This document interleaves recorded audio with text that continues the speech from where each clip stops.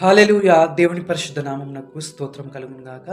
ఈ రోజుల్లో మనము చాలా మందిని చూసినట్టయితే, దేవుడుంటే నా జీవితంలో ఎందుకీ కష్టము, ఎందుకీ నష్టము, ఎందుకీ పోరాటాలు అని చెప్పి అనుకునే వారిగా ఉంటారు. కానీ, ఒకవేళ వారేదైనా పొరపాట్లు చేసి వారి జీవితంలో ఇలా వచ్చిందేమో అని చెప్పి అనుకునే వారిగా ఉండరండి.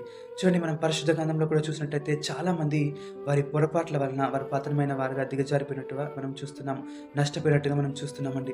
చూడండి, దావీదు మహారాజును మనం చూసినట్టయితే తాను ఉరియా భార్య పట్ల చేసిన పొరపాటును బట్టి తాను పతనమైన వాడు. ఆ కాలము తన కుటుంబం పైన కత్తి ఉన్నట్టుగా మనం చూస్తున్నామండి. అదేవిధంగా సొలొమోన్ రాజు కూడా తన నేత్రాశను బట్టి తాను చేసిన పొరపాటును బట్టి తను దిగజారిపోయిన వాడిగా ఉన్నాడండి.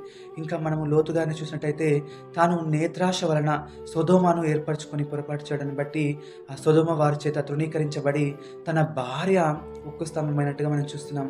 చూడండి ప్రియ సహోదరి, సహోదరుడా, మన జీవితంలో మనం చేసిన పొరపాట్లను బట్టి మనం ఎంతగానో నష్టపోయేవారిగా, అది మన జీవితం పైన ఎంతగానో ప్రభావితం చేసే విధంగా ఉంటది.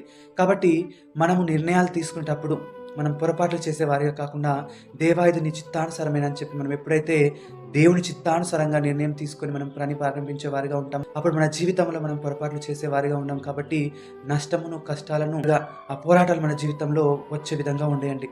కాబట్టి మనము ప్రభు చిత్తానుసారంగా నిర్ణయం తీసుకున్నట్టయితే మనం నష్టపోయే వారిగా, పతనమయ్యే వారిగా ఉండము. ప్రభు అట్టి కృప మనందరికీ దయచేయును గాక. ఆమేన్. హల్లెలూయా.